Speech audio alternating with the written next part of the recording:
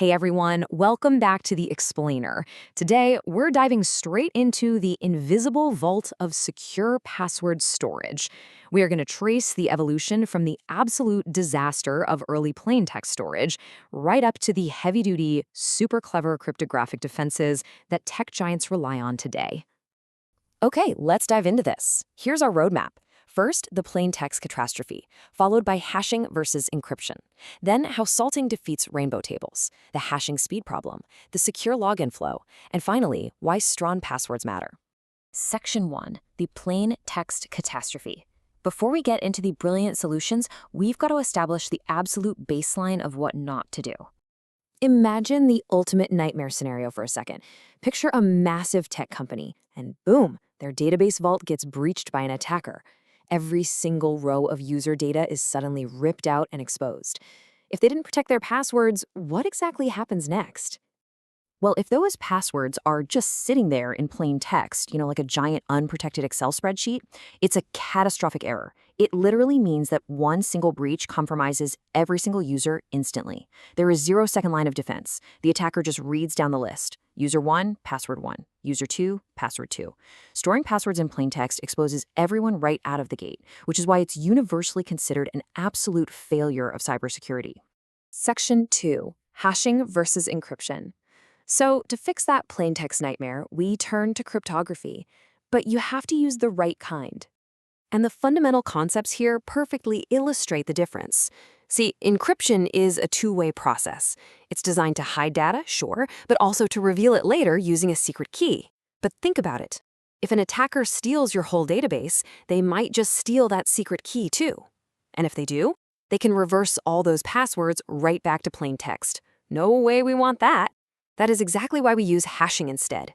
Hashing is strictly a one-way process. It takes a password and scrambles it into a unique, irreversible digital fingerprint. You literally cannot mathematically reverse a hash back into the original password, even if you steal the entire database. Section 3. Salting defeats rainbow tables. Okay, so basic hashing is super clever, but it actually has a massive hidden loophole. The loophole is that hash functions are deterministic. That just means the password123 is always going to produce the exact same digital fingerprint every single time. Well, attackers figured this out ages ago and built what we call rainbow tables. A rainbow table is just a massive pre-computed database that maps millions of common plaintext passwords to their exact hash values. So if a hacker gets your hashes, they aren't trying to magically reverse the math. Nope, they just look up the hash in their giant rainbow table and instantly find the match, totally bypassing our awesome one-way protection. To put into perspective just how devastating this is, consider a real-world example. Back in 2012, LinkedIn suffered a massive breach of 6.5 million hashes.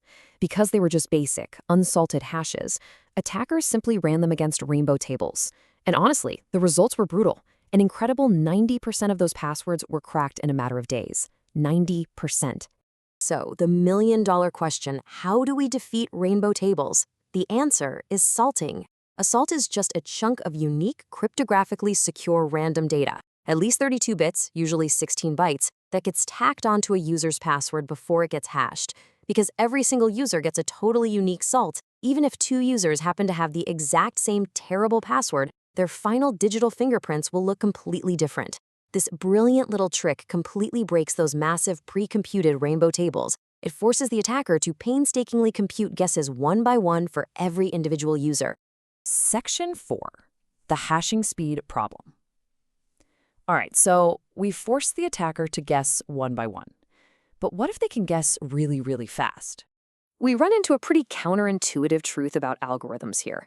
Traditional hashing algorithms like SHA-256 were originally designed for data integrity checks, so they are insanely fast. Think of them like a highly tuned sports car. An attacker armed with modern GPUs can compute roughly 100 billion SHA-256 guesses every single second. Using that for passwords? Yeah, highly vulnerable. Modern password algorithms like Argon2ID, bcrypt, and scrypt, on the other hand, are built like heavy-duty freight trucks. They intentionally bog down to run at maybe 1,000 computations a second. That is a mind-blowing 7 orders of magnitude difference. So why do slow algorithms win? Simply put, When you're defending against a brute force attack, speed is absolutely your worst enemy. Algorithms like Argon 2, which actually won the massive 2015 password hashing competition, use a neat trick called key stretching to deliberately drag out the computation time. But even better, they are designed to be memory hard. This means they chew up a ton of your computer's RAM to run, and that completely neutralizes a hacker's ability to just spin up thousands of GPUs or specialized ASIC chips in parallel. It makes brute force attacks incredibly expensive and just painfully slow for the bad guys. Section 5. The secure login flow. We've talked about all the individual ingredients. Now let's put it all together and walk through the complete life cycle of a secure login. Whenever you log into a modern website, here is what's actually happening behind the scenes. Step 1. Your password travels securely over the internet via an HTTPS primary channel, locked down by TLS encryption so nobody can eavesdrop on it in transit. Step 2. The server receives your username and instantly grabs your unique salt from its database vault. Step 3. The server takes the password you just typed, slaps on that retrieved salt, and grinds it through that deliberately slow, memory-hard hashing algorithm we just talked about. And finally, Step 4. It compares the brand new digital fingerprint it just generated against the one stored in the database. If it's a perfect match, you are in. Now, I mentioned the database vault back in Step 2. Have you ever wondered how the server finds your specific salt among millions of users so insanely fast? Well, it uses a brilliant data structure known as a B+ tree. Think of the internal nodes of this tree purely as navigation signposts. They guide the search, exponentially shrinking the search space by dividing it at every single level, what computer scientists call O log kn time complexity. This lets the system slice through millions of records in literally a fraction of a second to reach the leaf nodes down at the very bottom. These leaf nodes completely bypass expensive disk I/O and hold your actual hash and salt data. It's just an incredibly elegant system. Section 6. Why strong passwords matter. We've spent a lot of time talking about what the server does, but we really need to bring the focus back to you, the user, for the final, absolutely crucial piece of this puzzle. This quote from the NIST Digital Identity Guidelines perfectly nails it. Even with all these amazing server-side protections, salting to kill off Rainbow tables, tossing in secret application-level keys called peppers for that defense in depth, and leveraging memory-hard hashes to totally handicap GPUs, none of that can fix a terrible, easily guessable password. Seriously, if your password is password123, the attacker's very first brute force guess is going to be correct, no matter how incredibly slow the algorithm is. So I want to leave you with this thought.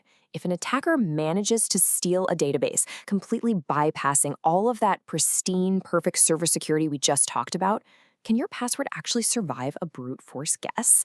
Remember, companies can follow every single best practice in the book, but a unique, high-entropy password is always going to be your ultimate final line of defense. Stay secure, keep those passwords strong, and I'll see you in the next explainer.